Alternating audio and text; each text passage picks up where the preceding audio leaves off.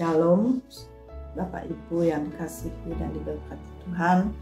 Selamat pagi, selamat berjumpa kembali dalam program Sarapan Rohani Gereja Kristen Protestan di Bali, Jemaat Kalangning yang Adian Base pada pagi hari ini. Sebelum kita akan lanjutkan aktivitas kita sepanjang hari ini, mari kita bersama-sama belajar tentang kebenaran firman Tuhan. Saya sungguh berharap Bapak Ibu semua ada dalam keadaan baik, dalam keadaan sehat karena kasih dan penyertaan Tuhan kita Yesus Kristus. Sebelum kita membaca dan merenungkan firman Tuhan, kita datang kepada Tuhan. Mari kita berdoa. Allah Bapa kami yang ada di surga, Allah Bapa yang Maha Kuasa, kami bersyukur atas anugerah-Mu yang sudah memberkati istirahat kami pada malam yang lalu. Hingga pada pagi hari ini kami boleh bangun, kami boleh memasuki hari baru karunia Tuhan. Terima kasih atas kesehatan, sukacita dan damai sejahtera yang melimpah di dalam kehidupan kami. Kekuatan baru karunia Tuhan bagi kami untuk melanjutkan tugas dan pelayanan kami pada hari ini. Sebelum kami memulai semua kegiatan kami hari ini, kami rindu membaca dan merenungkan akan kebenaran firman Tuhan dan mohon hikmat dan urapan kuasa Roh Kudus-Mu kiranya menolong dan memampukan kami untuk memahami dan memelihara firman-Mu sepanjang hidup. Berkati kami Bapa, kami siap untuk menerima firman. Berfirmanlah bagi kami di dalam nama Tuhan kami Yesus Kristus. Bapak, Ibu, dan saudara-saudara yang dikasihi dan diberkati Tuhan, firman Tuhan yang disediakan bagi kita pada hari ini diambil dari dua ayat Alkitab. Yang pertama dari Daniel 2 ayat 22 dan yang kedua dari Yohanes 17 ayatnya ke-25. Saya akan membacakan firman Tuhan bagi kita semua. Dari Daniel 2 ayat 22. Dialah Allah yang menyingkapkan hal-hal yang tidak terduga dan yang tersembunyi. Yang kedua dari Yohanes 11 ayat 25. Yesus berdoa, "Ya Bapa yang adil, memang dunia tidak mengenal Kau, tetapi Aku mengenal Kau, dan mereka ini tahu bahwa Kaulah yang telah mengutus Aku." Renungan firman Tuhan pada pagi hari ini diberikan tema pribadi yang Bapak Ibu yang diberkati Tuhan. Hari ini kita akan belajar dari pengalaman hidup seorang Daniel. Daniel bersama dengan 3 orang temannya, Sadrak, Mesah, dan Abednego, serta beberapa orang Israel yang dipilih oleh Raja Nebukadnezar setelah kerajaan Babel mengalahkan kerajaan Yehuda. Mereka merampas semua barang-barang peralatan ibadah orang-orang Yehuda dan membawa turut serta bersama orang-orang pintar dan bijaksana dari Yehuda ikut bersama-sama dengan Raja Nebukadnezar ke negeri Babel.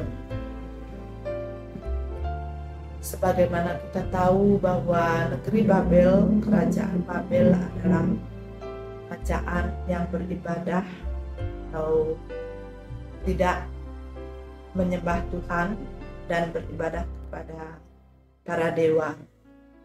Raja Nebukadnezar merawat orang-orang yang ditawan ke negeri Babel dengan baik dan memberikan mereka hidangan-hidangan khusus dari santapan raja atau yang disebut pelabur. Namun Daniel bersama 3 orang temannya ini menolak untuk menerima makanan atau pelabur yang diberikan raja karena mereka tahu bahwa makanan itu berasal dari persembahan berhala. Mereka menetapkan untuk tidak menajiskan diri dengan santapan yang disiapkan oleh raja. Pada suatu ketika, Raja Nebukadnezar mengalami sebuah mimpi, dan mimpi tersebut membuat raja menjadi sangat gelisah. Karena itu raja memanggil pengawal-pengawalnya untuk memanggil orang-orang pintar, orang-orang yang berilmu, ahli jampi, ahli sihir, dan para kasdim untuk menjelaskan mimpi beserta dengan maknanya kepada raja. Namun mereka semua tidak sanggup untuk menjelaskan mimpi serta maknanya bagi raja. Saat itu raja memutuskan apabila mereka tidak sanggup untuk menceritakan mimpi serta makna mimpi raja, maka raja akan membinasakan atau menghukum mereka.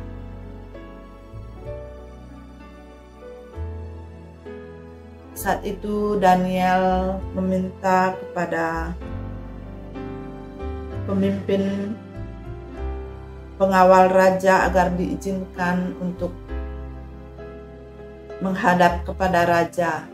Daniel meminta waktu kepada raja untuk dapat memberitahukan mimpi beserta maknanya. Kemudian pulanglah Daniel dan memberitahukan semua hal itu kepada teman-temannya dengan maksud agar mereka bersama-sama memohon belas kasihan Tuhan, supaya Tuhan berkenan untuk menyingkapkan mimpi beserta makna dari mimpi Raja Nebukadnezar bagi mereka, sehingga mereka tidak akan turut dimusnahkan atau dibinasakan bersama dengan orang-orang pintar lainnya. Pada suatu malam, Allah memberikan kepada mereka pengetahuan dan kepandaian,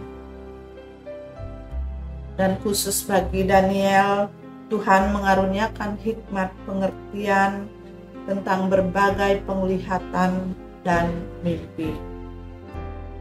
Rahasia mimpi Raja Nebukadnezar akhirnya disingkapkan kepada Daniel lewat sebuah penglihatan. Disitulah akhirnya Daniel dan juga bersama teman-temannya diajak untuk menghadap raja dengan maksud untuk menceritakan mimpi dan makna mimpi Raja Nebukadnezar. Ketika mereka bercakap-cakap dengan raja, maka disitulah raja mendapati bahwa sungguh Daniel adalah orang yang sangat cerdas dan berhikmat. Tidak ada yang dapat disetarakan dengan Daniel dari semua orang pintar yang ada di Babilonia itu. Demikian sedikit kisah kehidupan Daniel. Kemudian dari pengalaman Daniel ini bersama-sama dengan ketiga temannya, kita dapat belajar bahwa sebagai orang yang percaya kepada Allah di dalam Tuhan Yesus Kristus, kita harus hidup di dalam ketaatan, di dalam kesetiaan kepada Allah dan menjaga kekudusan, atau tidak menajiskan diri dengan hal-hal duniawi sekalipun itu sangat menggoda dan sangat menjanjikan bagi kita. Yang kedua, kita harus menjadikan Allah sebagai yang utama di dalam kehidupan kita. Ketika kita ada di dalam tekanan, di dalam kesulitan, hal pertama yang harus kita lakukan adalah datang kepada Tuhan di dalam doa. bukan mengandalkan kepintaran manusia. Yang ketiga, kita harus rajin di dalam persekutuan-persekutuan bersama dengan orang percaya lainnya, agar kita dapat saling pendukung dan saling menguatkan di dalam iman kepada Tuhan. Dengan demikian,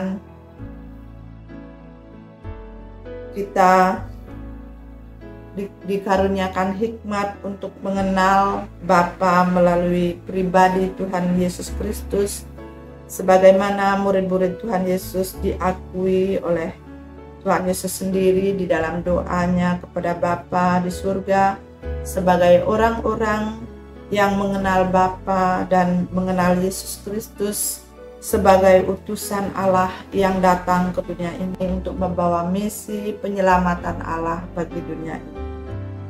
Bapak Ibu yang diberkati Tuhan, ada begitu banyak peristiwa hal-hal yang tidak terduga di dalam kehidupan kita saat ini. Kondisi dunia saat ini sedang tidak baik-baik saja. Ada banyak berita tentang bencana, tentang peristiwa-peristiwa yang mengerikan, pembunuhan yang terjadi di sekitar kita.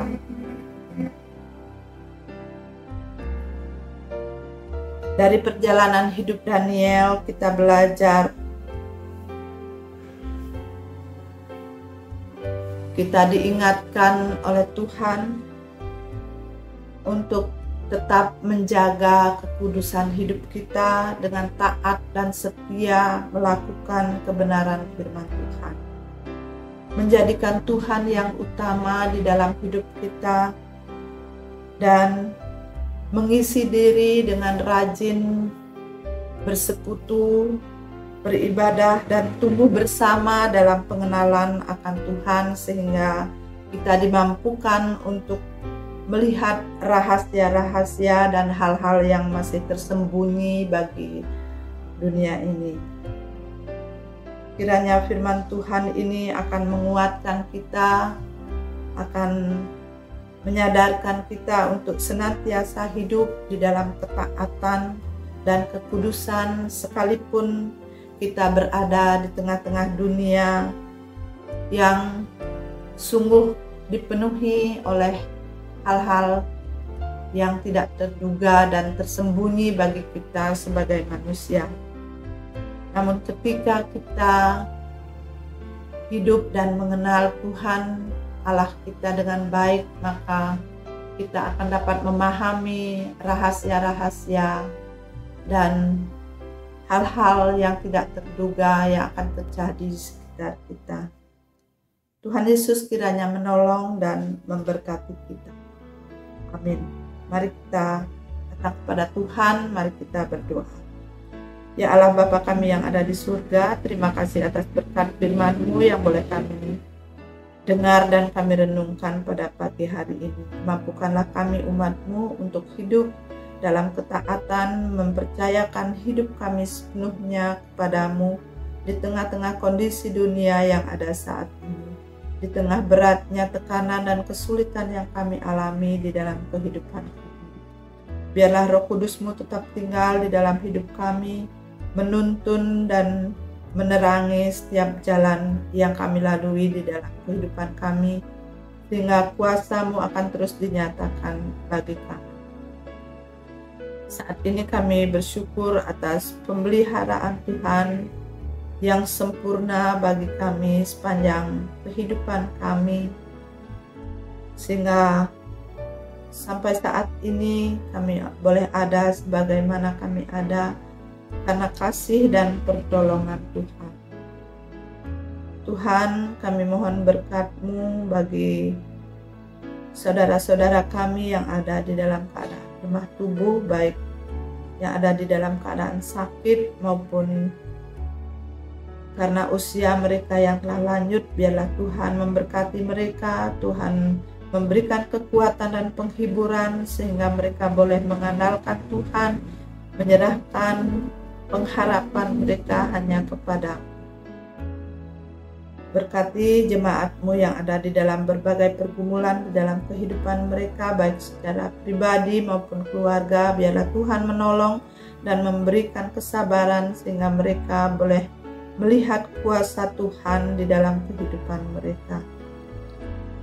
Bapa di surga, selanjutnya kami akan melakukan tugas dan pelayanan kami sepanjang hari ini. Kami mohon pimpinan dan perlindungan Tuhan, agar semuanya boleh kami lakukan dengan baik dan penuh dengan tanggung jawab, sehingga di dalamnya nama Tuhan yang dipuji dan dimuliakan. Inilah doa permohonan kami ya Tuhan, yang kami bawa di dalam nama Tuhan kami Yesus Kristus, Tuhan dan Juru Selamat kami. Haleluya. Demikianlah perenungan singkat firman Tuhan pada pagi hari ini. Selamat pagi, selamat beraktivitas. Tuhan Yesus memberkati. Shalom.